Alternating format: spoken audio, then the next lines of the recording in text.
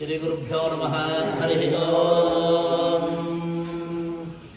ये त्रिसप्ताः पार्यन्ते त्रिसप्ता इति त्रिसप्ताः पर्यन्ति विश्वाः पर्यन्तीति पर्यन्ति विश्वाः रूपाणि विभ्रातः विभ्रात इति विभ्रातः वाचस्पतिः पतिर्बलाः बला तेषाम् तन्वाः तन्वो अद्य दधातु मे म इति मे पुनरेहि इहि वाचः वाचस्पतेः पते देवेन मनसा सह सहेति सह वसोष्पते पते निरामय रमयमयि